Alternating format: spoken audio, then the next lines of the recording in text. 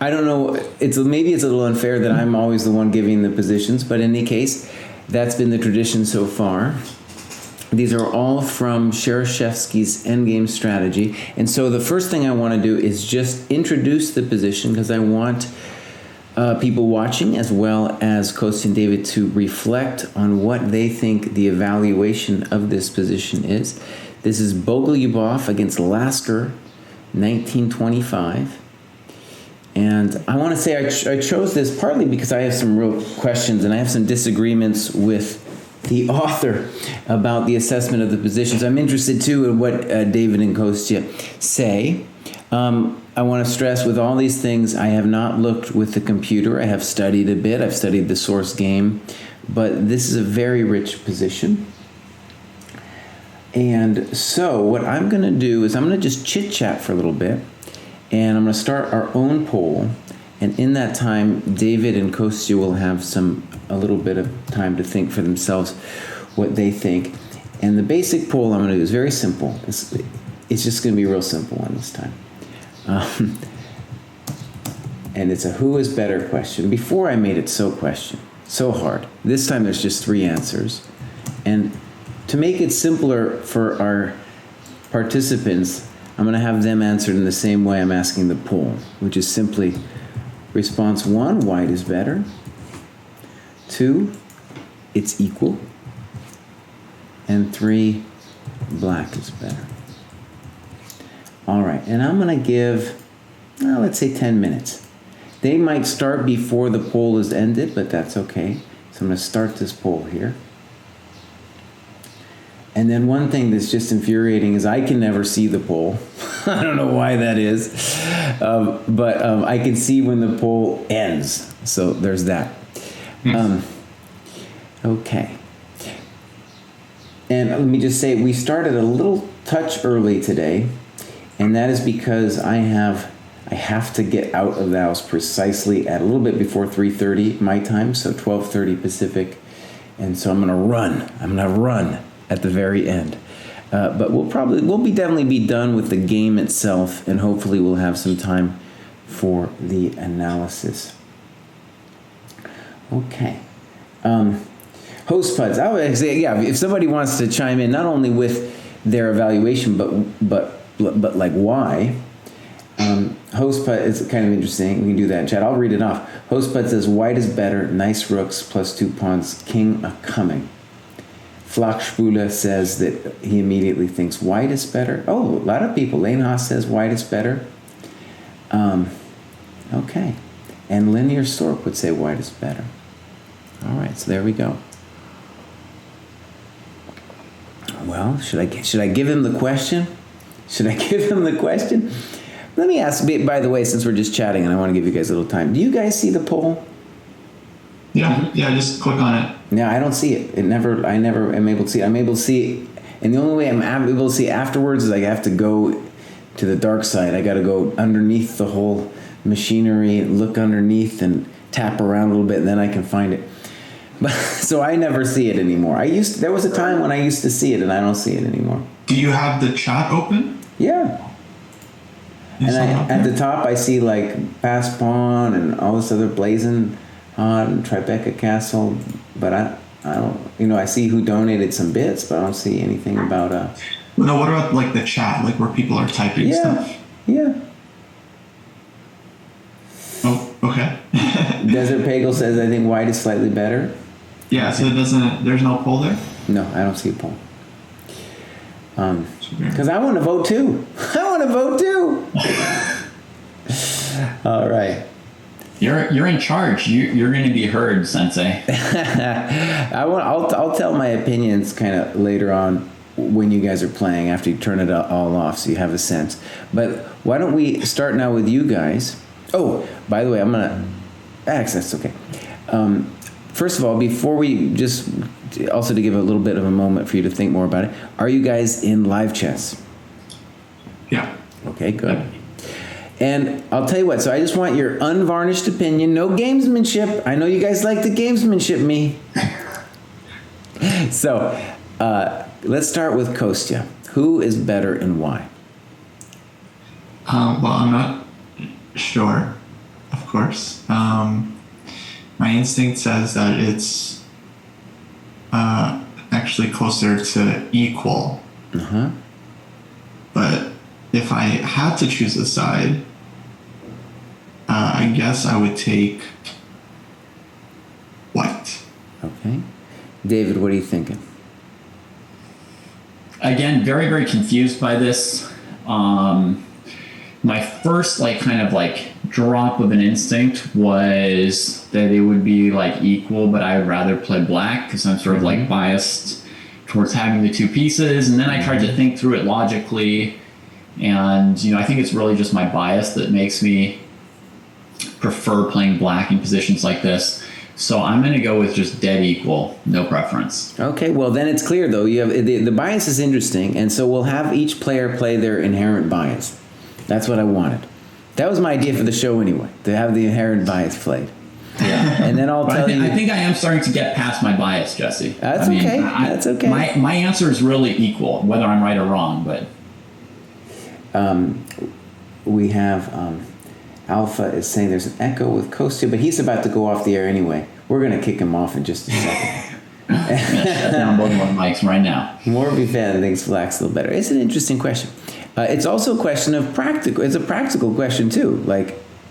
Who would you actually rather be? All right, my friends, let's start this thing up. I have this magical ability. Oh, I gotta make sure I get the correct fen. There we go. Fen-a-wen. Get your fen. Come and get it with your fens, my friends. All right. Hello, Kostya. Hello, Kostya. Good. And Mr. Pruess, you're just D. Pruess. Mm-hmm. And then we're going to say 5:30. So again, one of the premises of the show, everybody, is that we are mimicking modern time controls. When this game was played, they probably still had hours on the clock. Literally, I'm not joking. They probably had a second time control coming. I know they had a second time control coming. Nowadays, you just got 30 seconds. So that's one of the things we're training for here. And all right, you guys ready? Yeah. Let's go. All right, so there it is. This is their board. All right, I'm leaving computer audio. Great. I like that. I'd rather be Lasker, so I voted for black.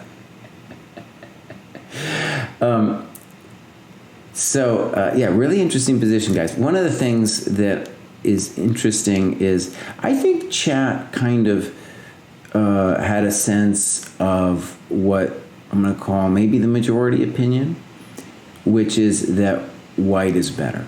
And I'll read to you what Shereshevsky says. He says, white has an undisputed advantage. A rook and two connected passed pawns. It is very difficult for black to find a reasonable plan of defense. So I thought that was really interesting, especially because I think, honestly, the position probably equal. But I would like David. Oh, what happened, buddy? He didn't move. I got to fix it again. These guys. Apologies. Guys. I get it. I know. It's okay. As long as you didn't hear my words of wisdom. Nothing. All right, here he comes. Hello, Kostya. D. Pruess. 5:30. Unrated. All right, there it goes. So let me just explain what happened there. There is a glitch in the matrix with chess.com where how should I say this? If you start a game, you have 1 minute to do your first move or else it boots you. And I'm going to say right away, night before, well, it looks terrible night before. That looks like a terrible move. The only way you would do it is if you had some narrative that you were drastically improving your business by playing knight a5 c4 or knight e5 c4. It's all a little bit unbelievable.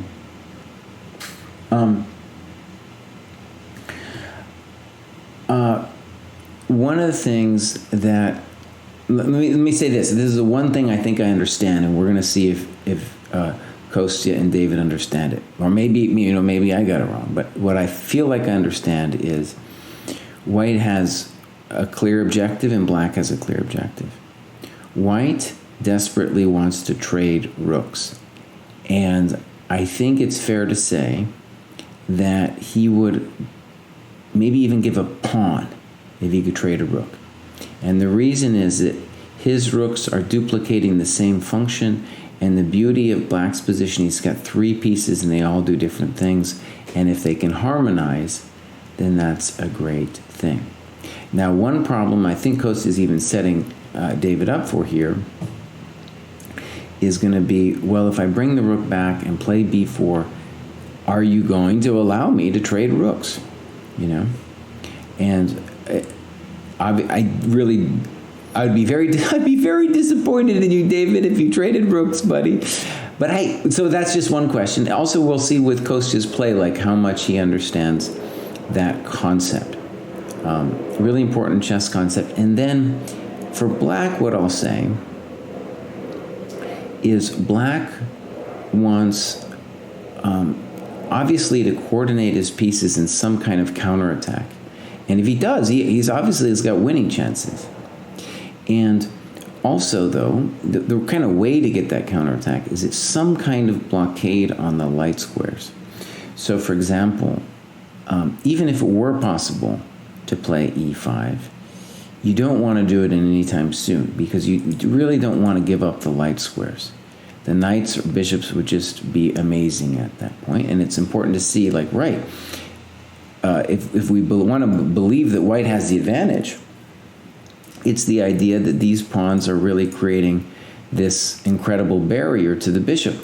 But then on a practical level, you say to yourself, wait a second, well, how do I even move forward if the bishop and the knight are going to start, squirreling around in there every time I push my pawns forward?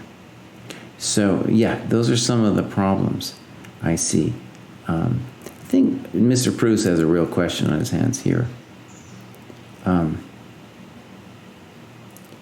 The threat of b4, a6, and a4 is actually kind of all of a sudden a real thing, and I think David did it to himself here, And any kind of we're going to yell at David if he trades the rooks. We're going to be like, bro, you didn't understand what's going on here. And with that said, we got to say it's not that he has a practical stress now of like, well, how do you avoid trading the rooks?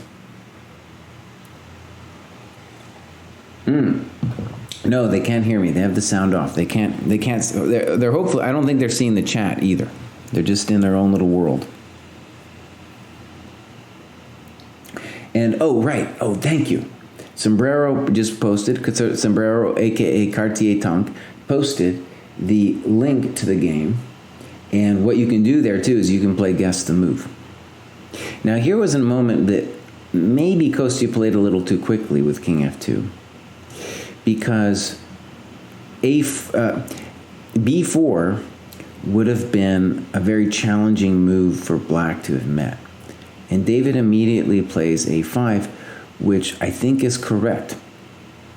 And notice, this King F2, in hindsight, we might say this is a lazy move, is that now black also has a dream too. Not only is a5 preventing b4, but at some point, we got to worry about a4, and then, like I said, stuff on the light squares. Imagine if we could achieve a4, b5, knight a5 to c4. That would be an achievement. Now, it's obviously a long way away, but it's not too hard to imagine. Like a4, rook a8, rook a6, rook b6, and we start getting a little play. And like I said, it's very hard for white to successfully advance on the king side without anything nasty happening to him.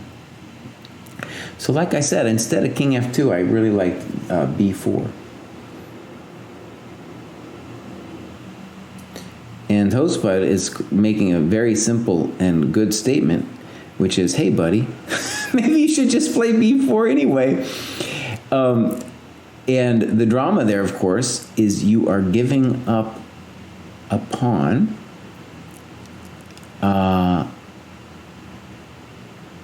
But actually, Hostbud, I think you're onto something.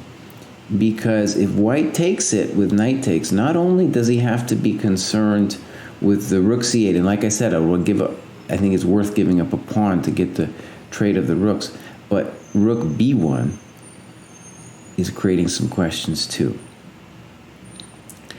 And Kostya,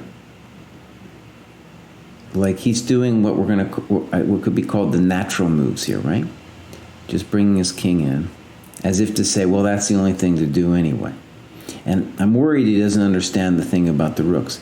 And so now rook a8 might be a good move from David here.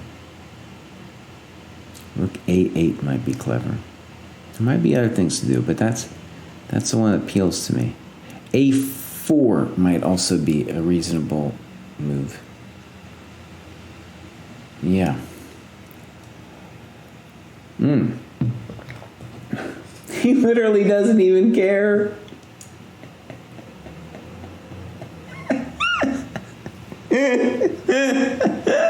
He just doesn't care. He just doesn't care, man. He's already had enough avocado toast for the day. And the truth is, it's hard for David to, like, it's a little bit, it's much more of a trapeze act for him to get all that stuff in. Whereas Kostya might just have a simple philosophy of saying, look, buddy, I'm just going to do, like, that kind of dream. Keep all the pawns on white. I think that's the dream, and then, of course, to get e5 in, right? That's our advance.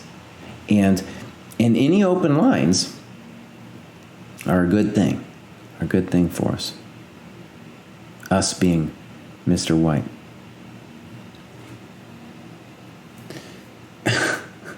I sound like a choking goose. Oh, man. That's cold, man. I sound like a choking goose. You're making me self-conscious, bro. You're making me self-conscious. I'm gonna bring it in a little closer here.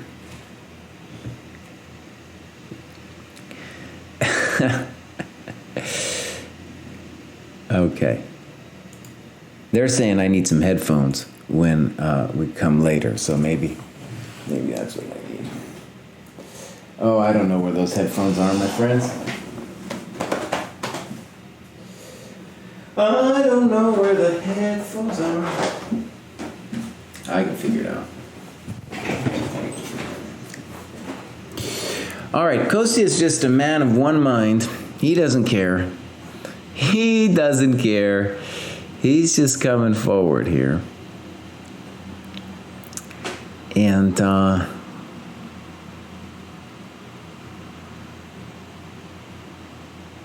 you see what I mean by white. It's really hard. Like even, f4, f5, it is a big achievement. But even after you achieve it, it's not like anything major has happened. So David played a4. I kind of like rook a8. Yeah, the increment's on. They get 30 seconds. And it's a skill that I don't have yet, this increment stuff. But the rule of thumb is you can play forever with 30 seconds. And you see it at the top level too. Those guys, they don't even care about their time. They're just going, man. They can get down to seconds, and their heart rate doesn't even go up. Maybe to say something dogmatic. I'm hoping, I'm pretty sure Kostya understands he needs to play f5 and not e5. Like I said, the danger for white is that the lights... Oh, Pruessy woosy. Ah, dog. Oh, man. He didn't get it. He didn't get it. Man. I'm telling you, these IMs, dude, they don't understand endgames. They don't get it. That's a terrible move. And now I think white is winning. Yeah. In fact, it's not even that hard anymore. Yeah.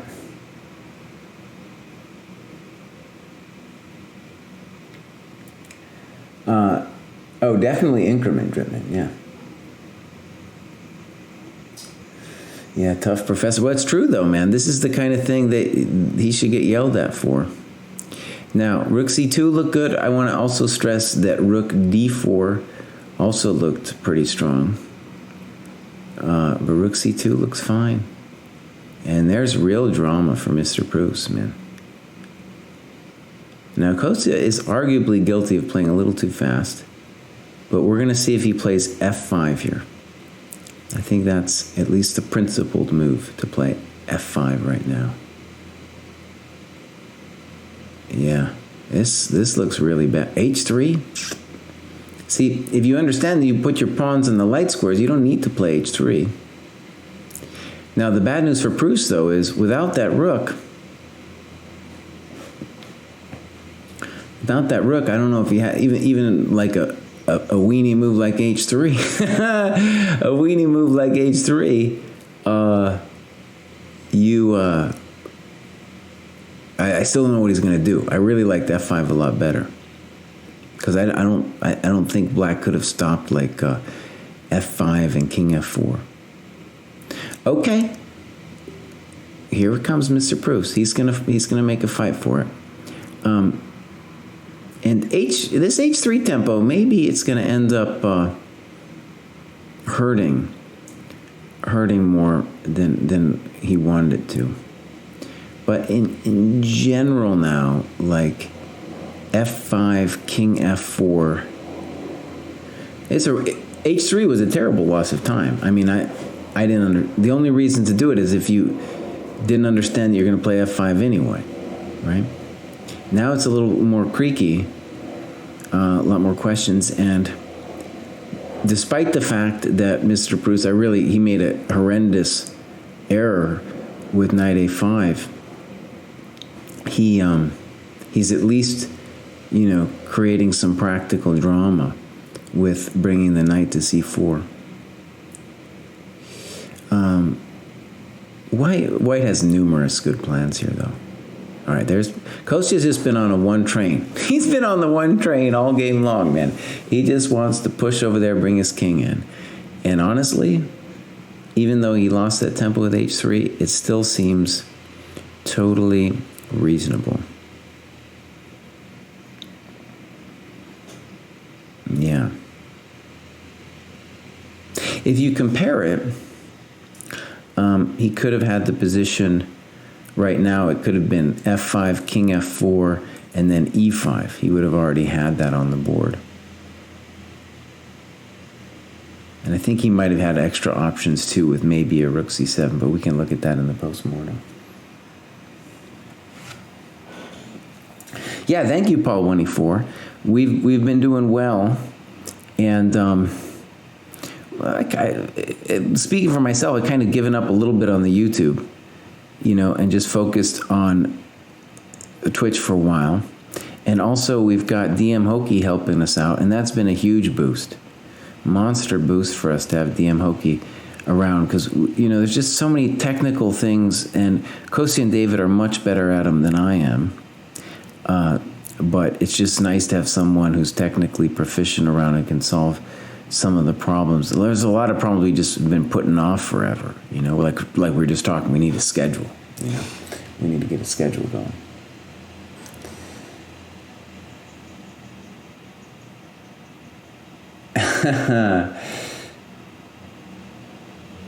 Yeah, we all know Paul, man. Paul's famous.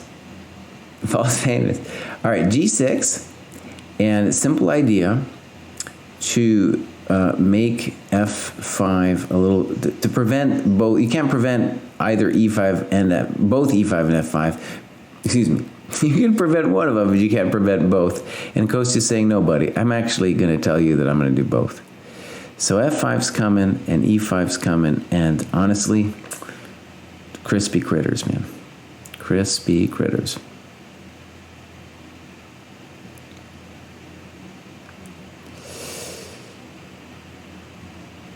Oh, we got Flachspule. This guessing game I really like.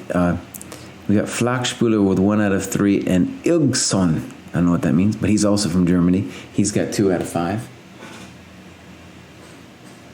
Black right now is on fire.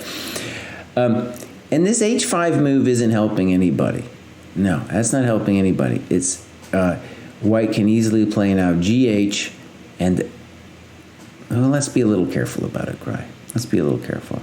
Let's say that this is Kostya's little moment, and that he's going to have more than one good move. I think. Well, let's be careful about it.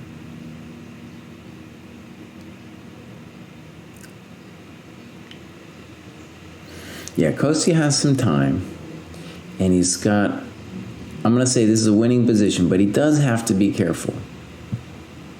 One thing we've seen in the last couple endgame senseis is we've seen cataclysmic failures at the end, or somebody got mated last time with a bishop f3. Oh my God, I'm not even going to say who it was.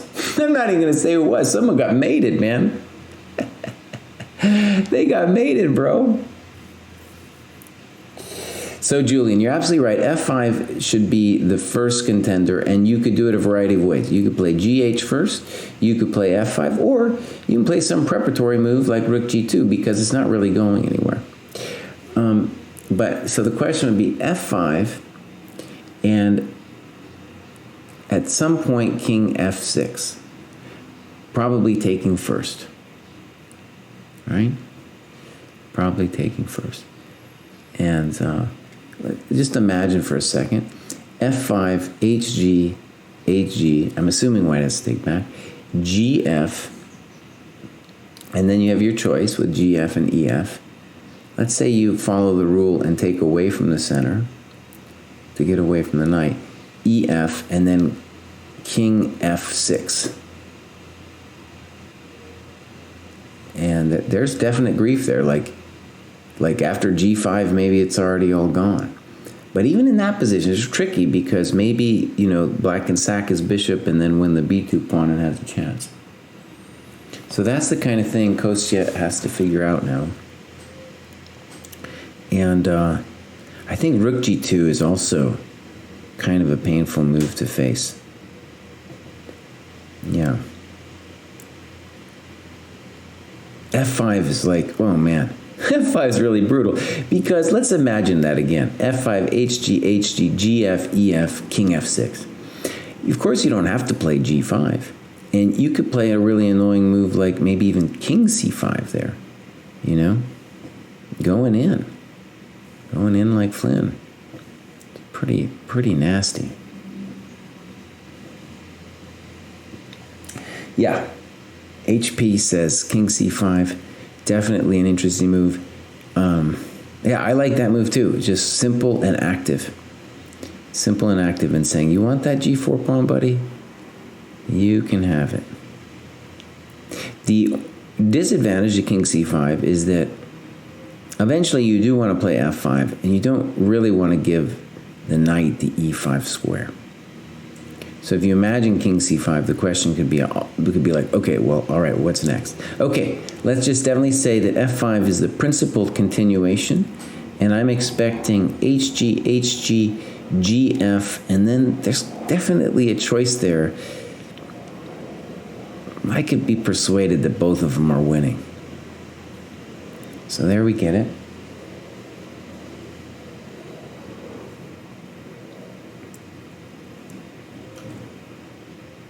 That's a good point, Julian. Yeah, I think that was definitely an option. Yeah.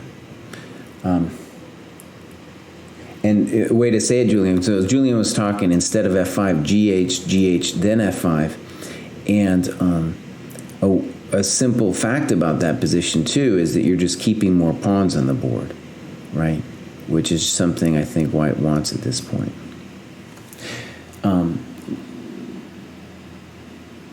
That all being said, I think this does look very good for white. There's probably going to be a critical moment or two still for white to push it over the edge. And here's an example of where, on just a superficial glance, both look winning. And Kostya's just like the principle of the outside pass pawn. Now, the counter argument to playing EF instead of playing GF is just that our king is closer and that's a good thing. So, for example, if we had played it the other way with the pawn on e4 and king f6, rook h2 I can imagine to hurt. You know, I can imagine that move to really kind of hurt. Rook g2 might also hurt. You know, there's just in general a lot of pain going on. So in this position, we've got king f6 and maybe knight d6.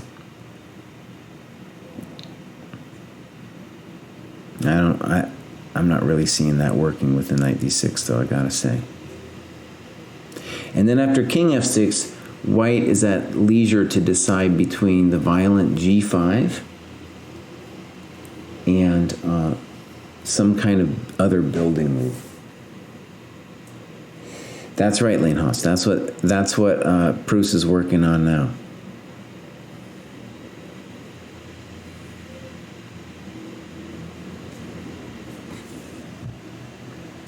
Honestly, though, if you allow g5, it's hard to imagine black living if you just allow g5. Pruess, I want to say, even though he blundered with allowing the rook trade, that he can be a very tricky and resourceful defender. Okay, so basically my sense of what happened just then is Pruess realized that king f6 was lost and instead played knight d6. Now, this is a nasty situation. This is a real Condé Nast. But imagine, oh yeah, this is miserable. Now, I'm not completely sold on king d5. I was just thinking about this. Because on king d5, maybe black can dream of surviving. I don't know if this is true, but can he dream a little bit after knight f7? Is it so wrong to dream? Is it so wrong to dream, my friends? I don't know what else he would do besides knight f7. Knight c4.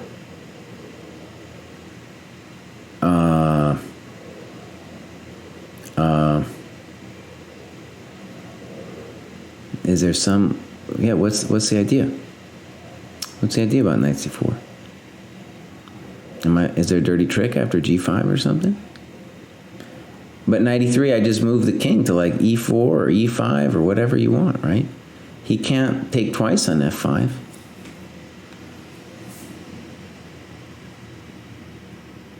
Yeah, I think that's gone. Now on knight e3, don't play king e5, Kostya. Don't play king e5. Play king e4, and then that's it. That's it. Goodbye. Yeah, that you were right though. You called it coder future coder. That was his intention, but now it's all gone. Oh yeah, now Kostya can have fun.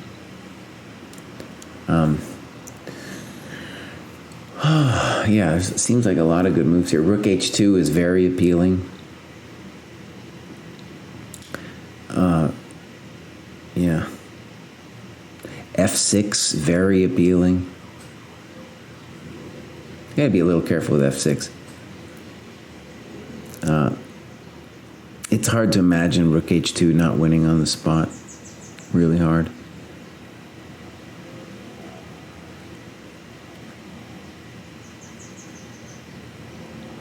Kostya's got some time.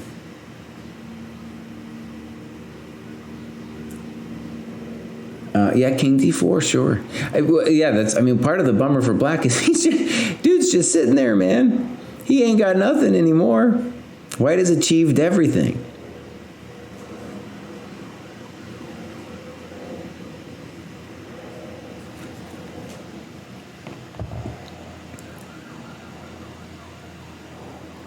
Okay, so king f4.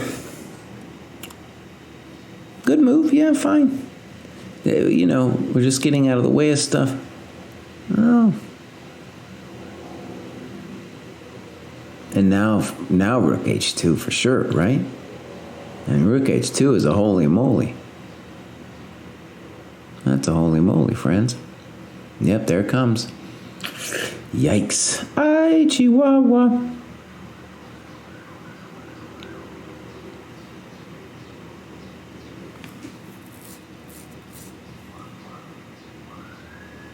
Yeah, I think you're right, Julian. Some little night dirty trick like that. Oh, man, the cam. The cam. Pruess is not happy about life. Kostya's just hoping for some avocados later. That's all he's thinking about at this point. He's like, do I deserve the avocados? You know? I don't know. What I'm told is that millennials feel entitled to avocados. And maybe he just feels entitled to the avocados. Maybe he just feels he doesn't have to work for the avocados at this point, right? Kadotetu, thank you so much. Well, we've tried to do this particular stream once a week. That's our framework, if you want to call it that. And yeah, and I've been streaming. You might not have seen me too much because I've been streaming dumb blitz games in the morning. Because Kostya got me in this bad habit of playing 3-0 blitz because he thought it would be good for my soul if I played some 3-0 blitz. So far, gotta say, not so good for my soul.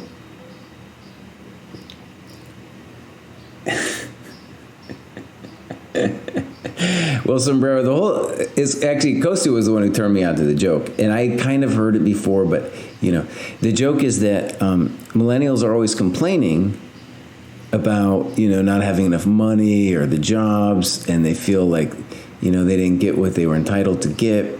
But at the same time, they like go out and buy really expensive avocado toast. So the joke is they don't have any money because they're always buying the avocado toast. Yeah. Cado is fine, cool. All right, Rook E2, fine. Kostya's just taking it nice and easy, giving Pruess the squirm. Giving him the squirm. You know, and you imagine if Pruess plays bishop d7, it's totally acceptable to go back to h2 if he finds nothing better. But I think there's other problems there too. Yep. This is a nasty one.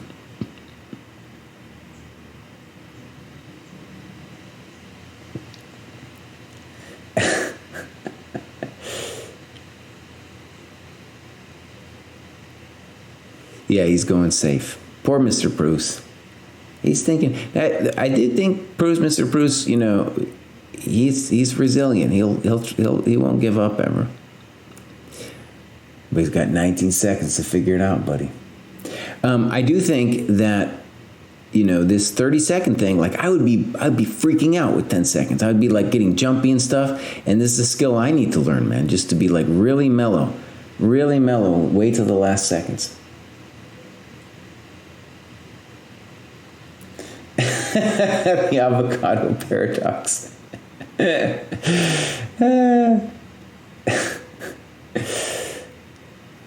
All right, G6 is coming.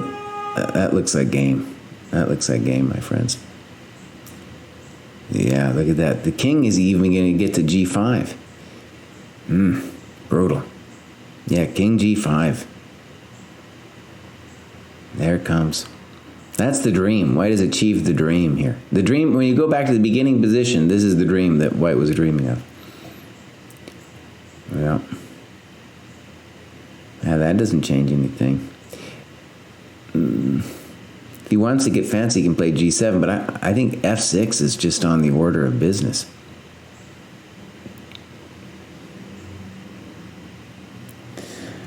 Kostya, thanks for checking it out, buddy. Thanks for checking this out. F6, there it comes. Ilgson is still the top guesser, 7 out of 19. Now he's hoping for some kind of knight e4 trick.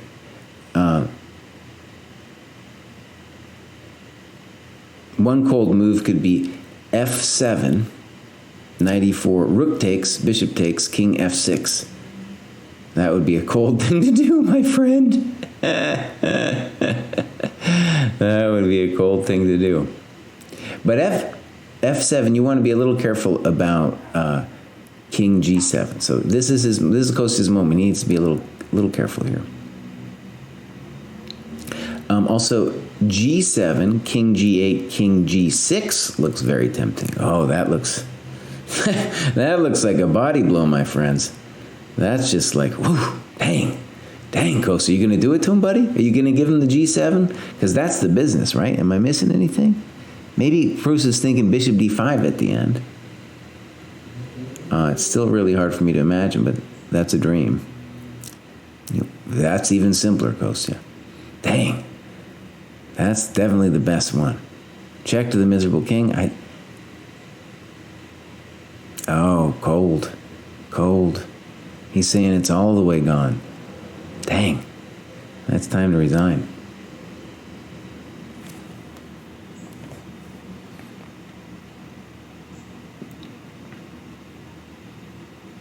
Oh, there's some ambulances out there, Morphe.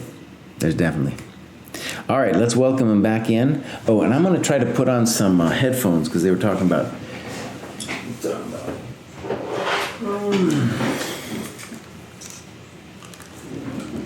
The game, Kostya. Yeah. Okay, I'm going to put on the headphones. Maybe Jack can tell me if I sound. I don't know. Maybe you guys can't even hear me. Can you even hear me? Yeah, we can hear you. Okay. I think the problem though was I need. Wait a second. Oh, this is going to involve a technical challenge that will surpass all technical challenges. Because I got to change the reason it was. My speaker has to be my headset, right? Okay, so here's my question. Kostya, you say something, we'll see if Chat can even hear it. Okay, can you guys hear that? Can you hear Kostya talking? No, you can't hear it. See, dog, I'm just going to go back to the old way, because I can't understand it. Well, because that's I have... okay. You should just have DM. He helped me out a bunch. You should just have a call with him and he can, like, set it up for you. Okay. Okay, so let's go to the analysis board. And actually, I will steal this PGN. And we'll go to analysis board. I'm going to invite you guys to this analysis board. And then you can give us your first impressions about the good and the bad and the ugly. All right, so invite Sure. Mr. Kostya Pruess. still muted? Really? That's weird. Okay.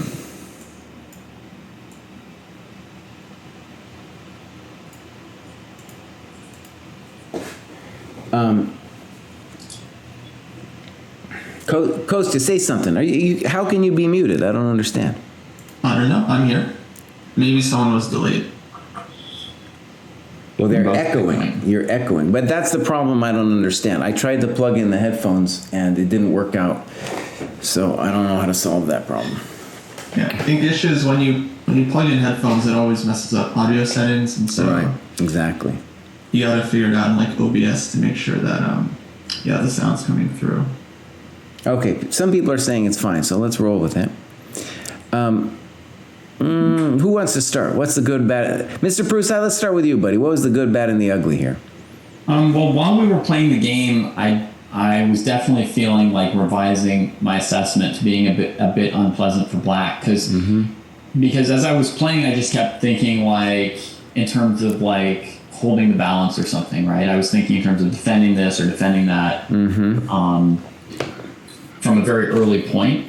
And so I was thinking, normally the first question you ask us is, did the game change our assessment at all? And I thought, I'm trying to focus on playing, but I'm like, when Jesse asked me that, this time I'll have to say yeah.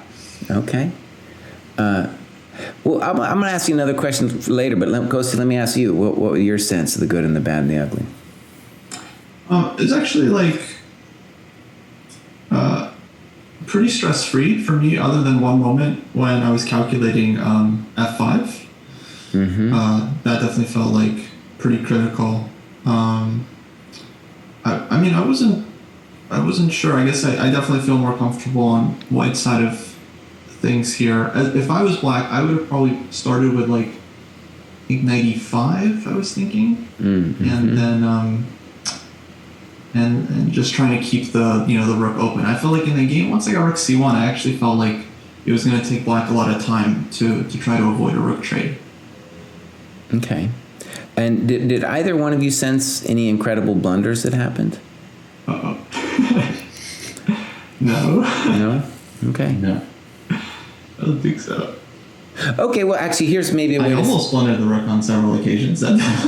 maybe here's a way to set it up. What are the goals for both sides?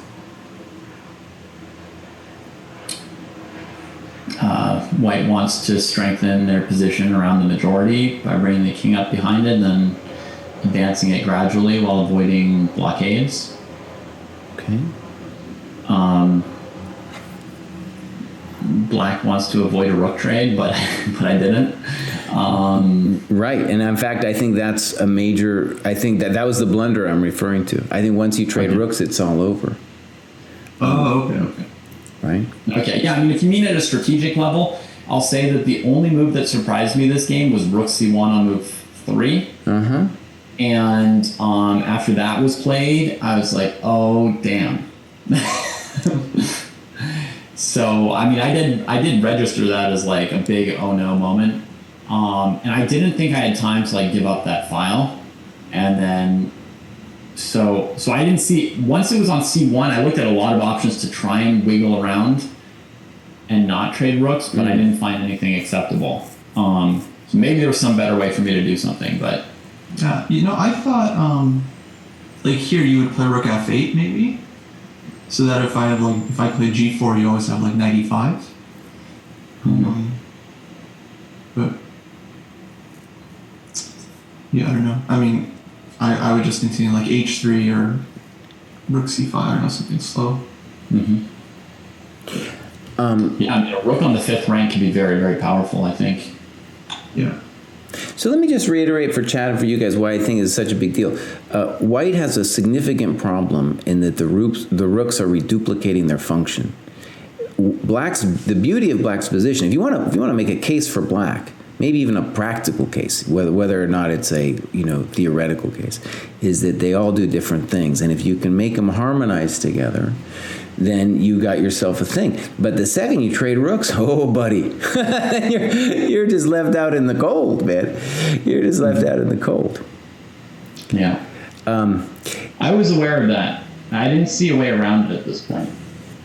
Well, okay, let's get into it, because I thought there was some interesting moments. So definitely knight b4 was very frisky in the sense that you're saying that you have all the time in the world. And I assume you had a story about gaining those light squares, right? My thought was that since I have no prospects in the center, I would want something to happen on the queen side. And so I was hoping to provoke a weakness on the queen side that I could attack at some point. Okay. By the way, I wanted to tell you what I told Chat too. One of the reasons I chose this is my sense of the position is that it's equal-ish, but that maybe I'd rather be Black. But I think I'm on the minority opinion. We saw that both with the chat. Chat was definitely on the favor of White. And also, Shereshevsky, I'll read you what he says. He says, White has an undisputed advantage. It is very difficult for Black to fight the reasonable plan. And so, one of the reasons I chose is like, well, I want to think about how and if I'm wrong in the position. But let's go. Let me just say, in the game, which we can look at later if we want, knight e5 was played. I personally feel like king e7 is the best move. No, but we can talk about that later. Knight b4, a3, knight c6. I like that move, Kostya. Yeah. Because it puts Black under immediate strain about the question of the rook. Now here's the next question, though. Is king f2 a lazy move? Now, maybe it is, maybe it isn't, but the question would be, what about b4? Yeah, I thought a little bit about b4. So I thought, like, a6, and then, you know, maybe my pawns are now easier targets for black. Like I wasn't totally sure I want to extend like this. Okay, because here you have two thoughts, right? You could, I think you could claim, first of all, that you just gained a sizable improvement by first taking away the square from the knight and then gaining some little squares over there. But you also have the thought, of course, of just playing a4 right here.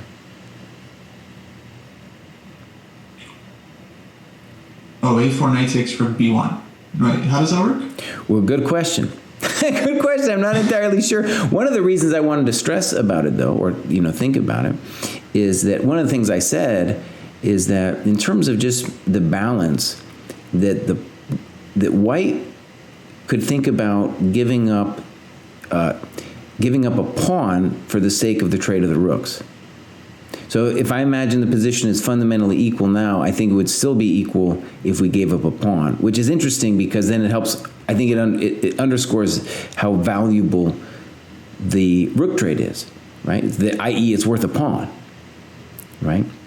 And you see this a little bit in the rook and knight or rook and bishop versus two rook situations too, a lot of the times, right? But anyway, so right, I think. But not only do you lose a pawn, but black can play like a5 and then attack the a pawn with the bishop. It's totally true. I just wanted to say after b4 a6, it seems like it felt like a concession to me to get that a6 move in, and then we can think about a4, but we also have king f2 now. Right? Yeah. So because king f2 allows a5. And then chat correctly said, hey, what about b4 now? And I thought, okay, maybe that's also a move. I wasn't sure, but it's definitely, I think, something. Yeah, no, I definitely considered this one. My feeling was just like black takes, and then if my next move is b5. No, I'm going to take on b4 also. Well, okay, so on b4, there is the rook c8 thing, but there's also the rook b1 thing here. And I wasn't sure. I would assume like the tactics is like, how do you evaluate rook b1, rook c4, right? Yeah. But also a very interesting variation is, let's say I just take it and move my king in. This pawn is not so special. Hey, it's the best thing I've got. Yeah, I don't know. I think this is pretty good. But I mean, I'll just say my issue was that even if I do get b5 in, to me, I just felt like that pawn is going to be a target.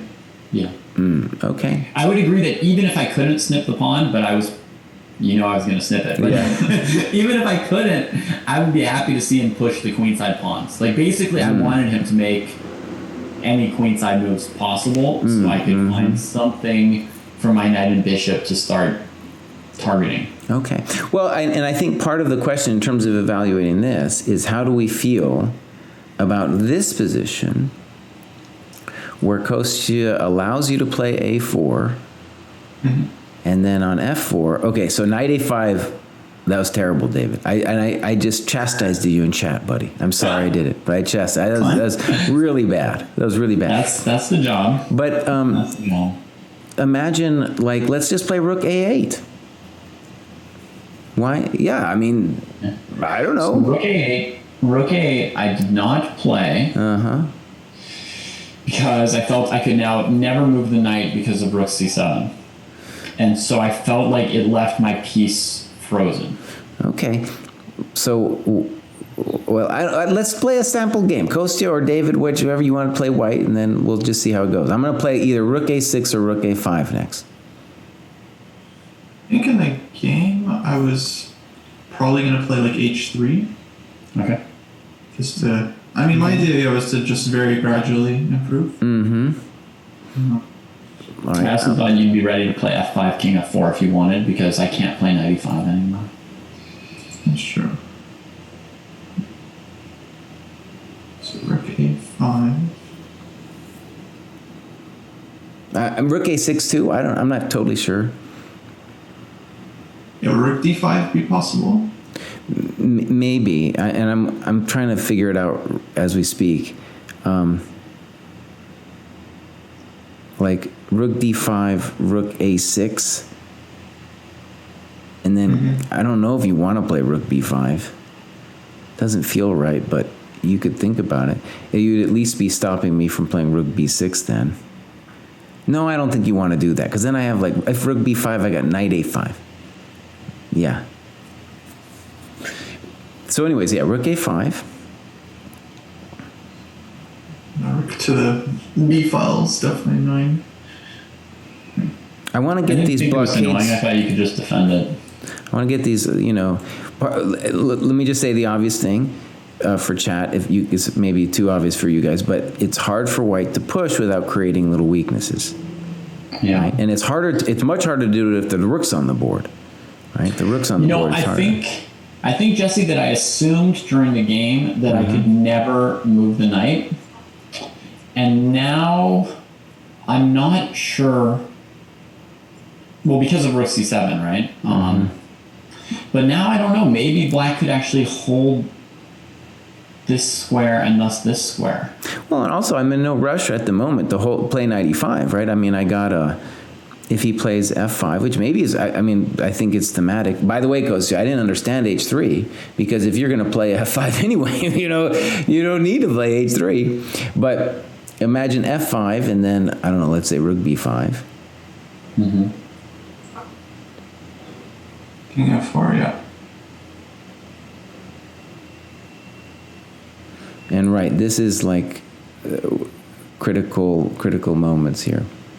Yeah. So I looked at this exact position, but with the rook on b6, Jesse. And I didn't look at it with the rook on a5. So in my version, white had e5, e6 coming. Here, maybe not. I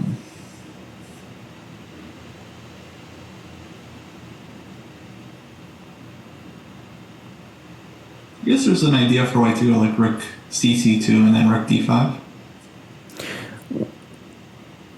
Well, I mean, the big question, right, is can black generate some play with, like, imagine if you do play if and when you play g4, then I play rook b3. And yeah, it gets really complicated. Yeah, super complicated. I looked at this exact position and thought I was toast. I mean, I really agonized over this, Jesse, because I did not want to trade rooks. And I just thought I was dead here. Well, now, if I was playing white, I want to say I'm not definitely. I think white's gifted a tempo with h3. Okay, but in this position, this would be the kind of thing in a practical game. Kind of what when I think about just who I want to be, I think I want to be black here. Not that I don't want to claim that black has the advantage, but right, like we got fantastic little tricky wickies that we might pull out of our hat here. Right? Yeah.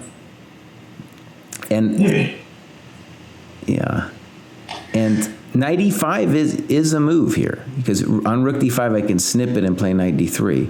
I don't know if I want to play knight e5, but just the fact that I can do it is interesting. Yeah, and another thing that I didn't look at during the game, because I didn't look at the rook here, always on b6, is that you could play knight e5 and then maybe even in some case have rook takes b2. Sure, yeah. Which would be crazy, but might be a theme. But I mean, I looked at positions like this, and for black, I put the rook here, and then I did stuff like this for white, and I was just like, what am I doing here? I just thought this is coming. So.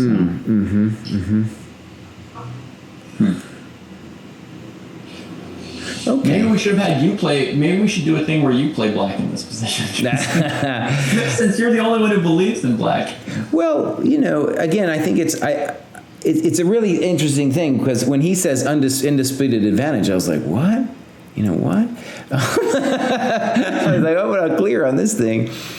And the only thing I think I truly understand is that black wants to keep the rook, and white wants to trade it, and white wants to do really what Kostya did, which is to play the pawn to f5, and then you're going to get the dream. And Kostya totally achieved the dream, and that dream is so much easier to achieve once the rook's off. So much easier. Yeah. okay.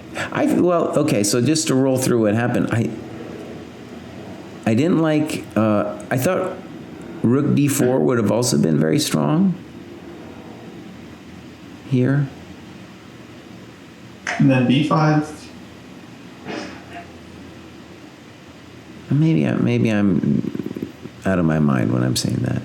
In any case, I like what you did.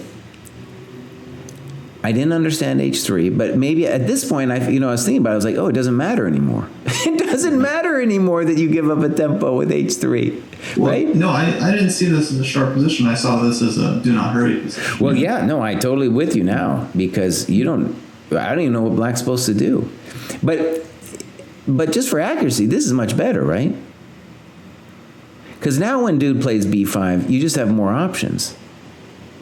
Mm-hmm. For one, you're getting King F4 or G4, King F4 or G4. Yeah, this looks a lot faster. And I don't even know at this point. You're so fast that maybe even that works now. No, I think what I thought was like earlier when I played H3, or when I was thinking about H3, I would typically expect black to react with H5, but here I have Rook C5. So I was kind of like, right. Oh, now's my chance to go H3, and there's no H5. Okay. Yeah. Although, I mean, I don't think that's like better for you than the game, right? I mean, I thought this was it's actually kind of sharp. Yeah, it's good for you, but I don't think you have any. The other I don't think it's like an improvement over what you have, right? Yeah, actually, maybe I shouldn't even. If you just don't rock the boat, it seemed really. Well, I had no ideas. This is also giving up this square too. So F5, King F4 is still an option if you decide you don't like Rook C5. That's why I didn't do it. Yeah. Uh-huh. I just thought my pawn would be dangling out there after F5. Actually, F5. Yeah. Yeah, no, I thought this part of the game I really liked. Julian Perlenko was in the chat, and he liked GH F5 to keep the pawns on and stuff, and that made sense to me too. But you just did a very straightforward thing. The nice thing about what Kostya did is he got, by allowing this pawn trade, he moved his pawn pair from E and F files to F and G files, and that actually made it a lot harder for me to defend, I think. Yeah, I think GF is winning too. Maybe, but like on GF, for example, with or without H pawns on the board, right? I mean, my intended move was king here. Yeah, that was the problem. But then Rook H2. I'm sure there's a way to break it down, but that was my like intended like way of preventing E5 for the moment. Right. Okay. And when you go like Rook H2, then this pawn's in general hanging when you try to play E5. So like the KO had not like hit my horizon in the GF positions. Yeah. Although I mean I didn't rate my chances, but when he did this, I was like, oh, it's completely over.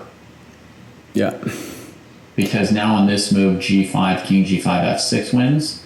So I thought, by the way, that might have been the better practical chance, and I wasn't sure if Kostya was going to play G5. No, that's what I spent my time on. So Bishop E8. Yeah, I just push. And then I thought just King C3, King goes to B4. Good. I thought this was winning, so I could be wrong, but that was my idea. It is winning. And on 93, I take on B5 with the king. If our king was a little, I think it's a little close, but yeah, it's a little close. Basically, at some point, white needs to bring the rook over and attack this. And then if black had like knight d6, rook attacks the knight, king defends the knight, then you have rook it b6. might be controversial, right? But even there, like when you go king c5 to disturb him, he goes back to c4 or something. I don't know. Well, plus knight d6 maybe hits the rook. I don't know. Anyway, with this position here, though, it's like simple. There's nothing to calculate. Yeah. Okay. Oh, and my issue with the other one, so yeah, because I definitely thought about this as well. Here, yeah, I didn't like king f6 again, and then rook g2 knight e5. So yeah, I couldn't figure it out from here. But I'd imagine white is still better. Well, yeah, I mean, you could do on knight e5, you could play king e3, f4 and stuff, and the rook is just a body slammer. I think one cool thing, it's what's nice about what you did is your rook attains more scope because you get the H file too if you need it. Yeah. Mm-hmm. But of course, there's an argument that this you want to keep the pawns on, and that this is also a weakness. Like, Yeah. No, I definitely consider this very seriously. Cool. All right, why don't I show you guys the game? Mm-hmm. And I'm going to invite you guys to this different board. So Mr. Pruess, Mr. Kostya. So my assumption is that Lasker played knight e5 because he was a little worried about the rook coming to d5 to take away the square if I played king e7. I had a hard time understanding. To me, king e7 feels like just what my hand wanted to play that move. It was my hand wanted to play that move. So knight e5, we want to trade rooks. Black says no. We want to trade rooks. Black says no. We do Kostya's move. h3. All pawns on light squares. Pawns on light squares. Bogoljubov gets it. Bogoljubov gets it. We want a little weakness. And interestingly, you could say that he's got similar ideas to Mr. Pruess. One of the things, though, let's look at what Lasker's doing is he's making it some real questions about the queen side, and also like how are you going to advance the pawns over there? This position, I don't know why black is worse. I mean, they think black is in big trouble, and that Lasker's like a genius for saving this game, but I was like, I don't know, man. By the way, dude does not like rook d5. He wants just king e3. He also doesn't like the fact that the pawns moved up a little early. You could argue about it. Anyways, let me just show the game. Rook a6. Yeah, I prefer for white to set up with the pawns on a2, b3 if possible, compared to b2, a3. So that was one of the reasons behind my knight b4, and it might be a reason for white to have played king e3 back there instead of rook d5. Here I definitely want to be black.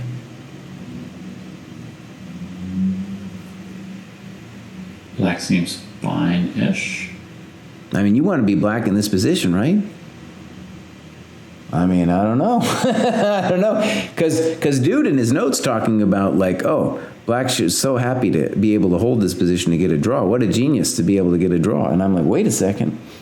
Yeah, at this point, I think I might take black. Right? Bishop's anchored and looks nice. Like in this position, very concretely, I was looking at knight f5 and I'm like, well, I definitely want to be black after knight f5. Yeah.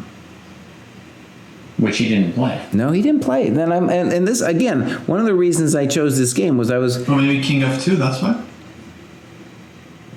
We should take a look at it. Maybe that's my own screw up with that. Oh, the rook trade. Yeah. Let's take a look. Knight f5. Well, actually, knight e2 to f4. Yeah, exactly. Yeah. And the deal there is it's not just that I'm winning a pawn, but I'm splitting these bad boys. They're all isolated losers now. Yeah. Just winning a pawn.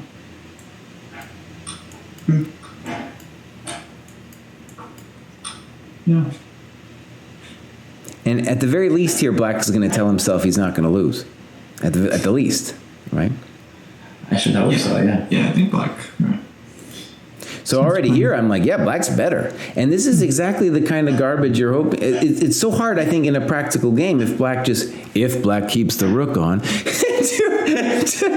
stop this kind of thing from happening. Yeah. Yeah. I like his knight placement on f7. I know you don't want to say that Lasker is like a genius or whatever, but the knight on f7 was pretty sweet. Yeah. Covering dark squares and pretty flexible, but not somewhere where it's going to get attacked. Mm-hmm. That looked pretty cool. I mean, as somebody who got their knight stuck and couldn't do much with it, it's interesting to see that.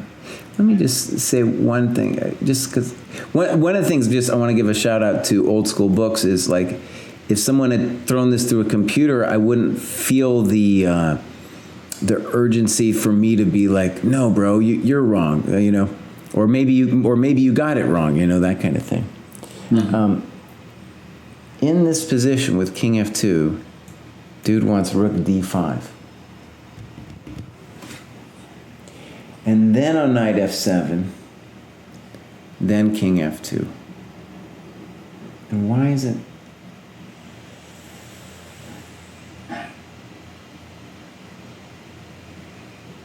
And I guess the idea is just so that we have the ability to do this, and it makes it harder for this. Yeah, we want to play Rook A5 before black gets Rook A6 in. Mm-hmm. And then come back, you know, and then do the massage. And like Kostya said, in principle, right, we just really don't want to hurry the position. So like Knight F7 here, and I think if King E7, then something like that. Just to massage it before he can mess with me. But, you know, it's a long way to go. And it's so hard to push these pawns, I think, without getting wasted. You know, or, you know, something terrible happening like we saw in the game. Mm-hmm. All right, you guys, cool. Well, let's leave it there. I got to go do this terrible, terrible thing in my life. And, yeah, we'll try to do it on a weekly basis.